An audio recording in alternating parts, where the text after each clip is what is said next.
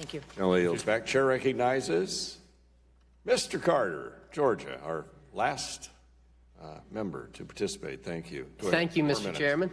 And Mr. Dorsey, congratulations. I'm the last one. Mr. Dorsey, in preparation for this hearing, I sent out a notice throughout my district, and I asked them, I let them know that we were having this hearing, and I was going to be asking questions, and I said, what do you think I ought to ask him?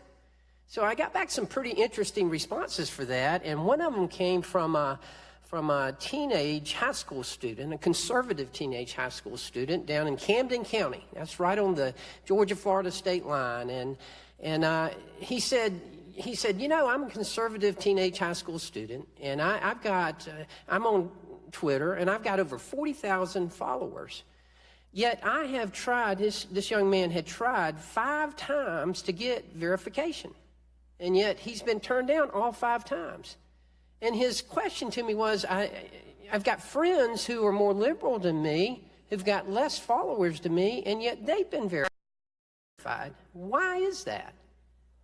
What should I tell him? So we, first and foremost, we believe we need a complete reboot of our verification system.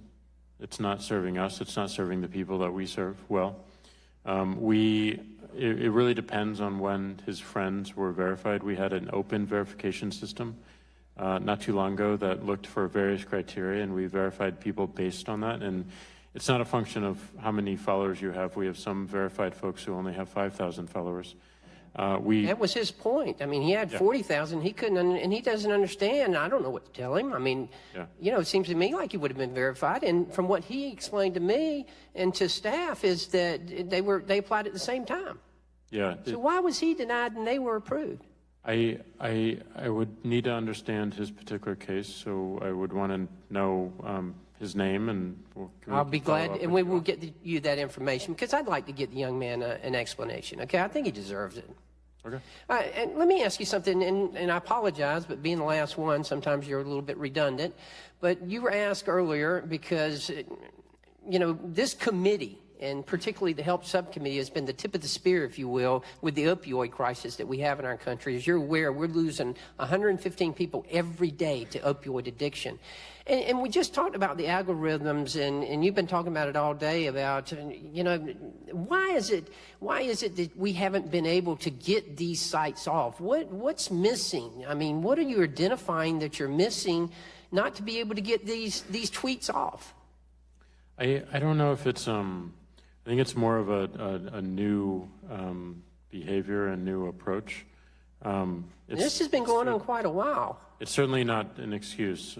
We need to look at these more deeply in terms of like how our algorithms are automatically determining when we see this activity and taking action much faster. Okay, fair enough. My last question is this, and I want to talk about intellectual property, particularly as it relates to live streaming. Now, you've been here all day. You were over at the Senate this morning. You've been here this afternoon. And all day long, you know, you've been saying, and we have no other reason but to believe you, yeah, we need to work on this. We're going to work on this.